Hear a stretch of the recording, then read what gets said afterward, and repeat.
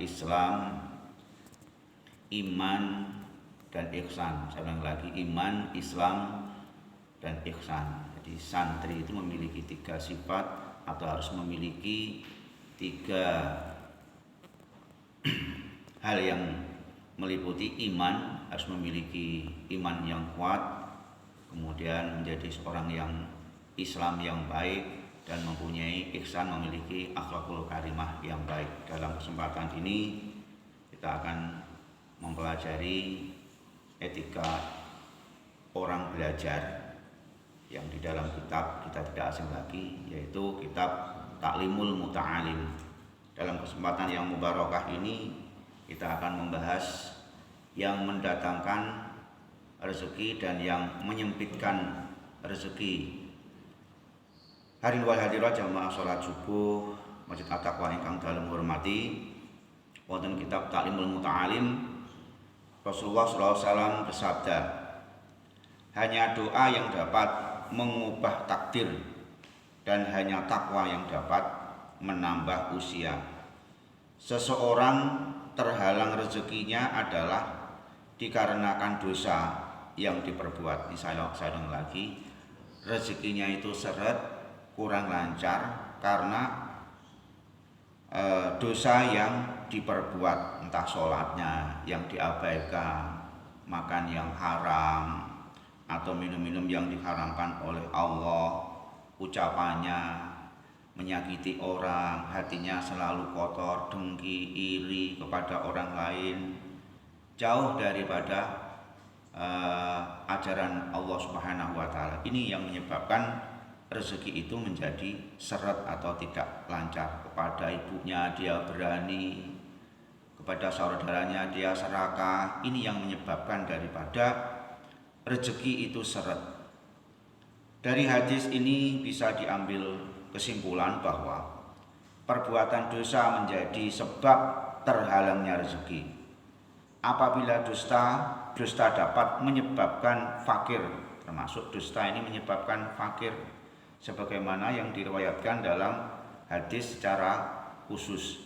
Kemudian tidur di waktu subuh, nah ini seperti setelah sholat ini jangan pembuatan bareng, tidur juga termasuk penghalang rezeki, termasuk sulit dalam menerima ilmu sebagai seorang pelajar, sebagai seorang santri. Hadirin wa hadirat ingkang dalem hormati, banyak tidur menyebabkan kefakiran, termasuk fakir di dalam ilmu. Ini yang dalam maksud. Jadi orang yang terlalu banyak tidur itu menyebabkan fakir dari rezeki dan fakir dari ilmu. Kemudian di antara yang menyebabkan fakir sebagaimana dijelaskan pada asar antara lain tidur dengan telanjang, ini mboten pareng. Kencing dengan telanjang, makan di saat junub, bersantai ketika junub, membiarkan makanan yang jatuh, membakar kulit bawang, menyapu rumah dengan kain, menyapu rumah ketika malam, mengabaikan sampah di dalam rumah, berjalan di depan orang tua, memanggil orang tua dengan namanya. Ini termasuk yang menyebabkan kefakiran.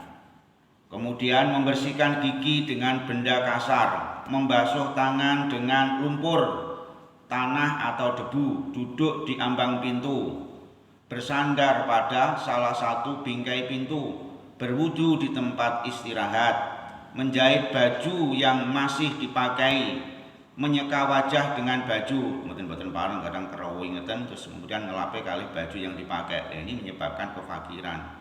Membiarkan sarang laba-laba di rumah, mengabaikan sholat. Ini cepat-cepat keluar dari masjid setelah sholat subuh. Ini pagi-pagi pergi ke pasar.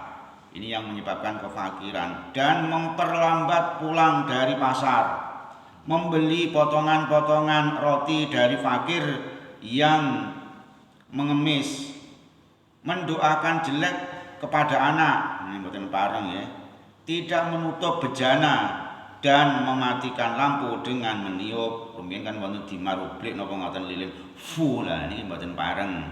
Begitu juga menulis dengan pena yang rusak, menyisir dengan sisir yang rusak, tidak mendoakan baik untuk orang tua, kemudian berserban dengan duduk, bercelaan sambil berdiri, pelit alias medit, kikir, berlebih-lebihan, malas, yang bukan fakir jelas malas, menunda-nunda dan menyepelekan masalah, semua yang dapat menyebabkan fakir.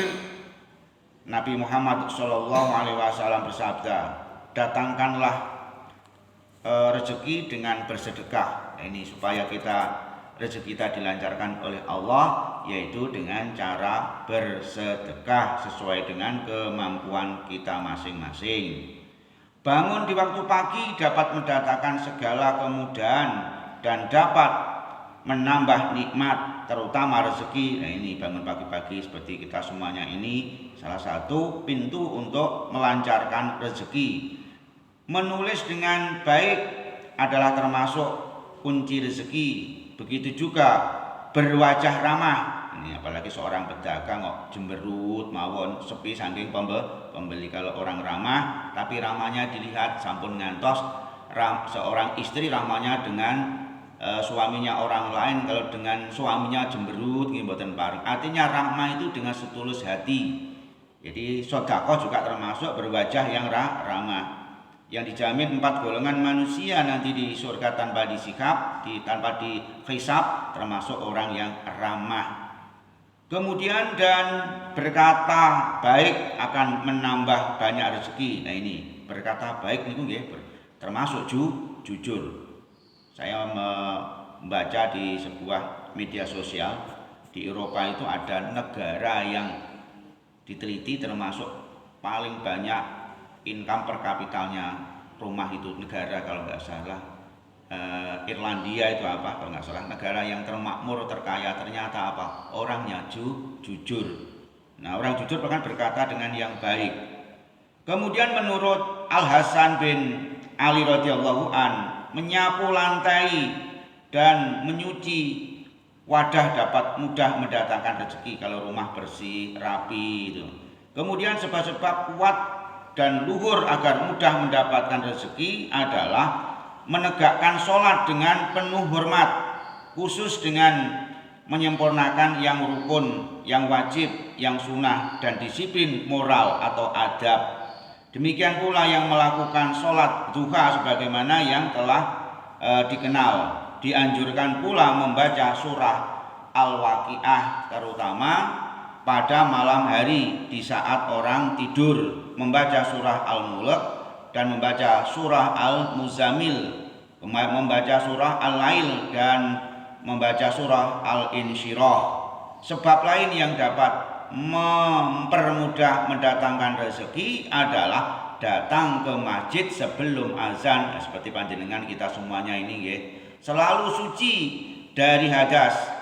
Sholat sunnah sebelum subuh, nah 2 rakaat qobliyah subuhi, itu juga mendatangkan rezeki, mempermudah rezeki. Sholat witir di rumah, tidak memperbincangkan masalah dunia setelah sholat witir, tidak sering bergaul dengan wanita. Nah, ini seorang laki-laki sampun ngantos banyak bergaul dengan wanita kecuali ada keperluan.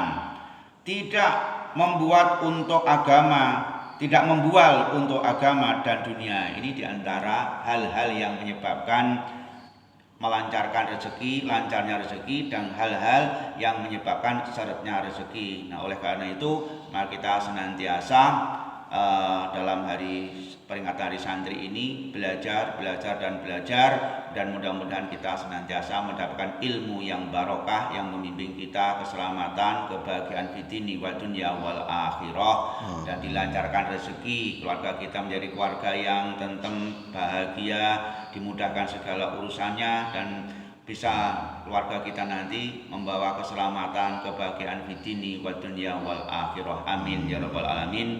Mudah-mudahan ada guna dan manfaatnya.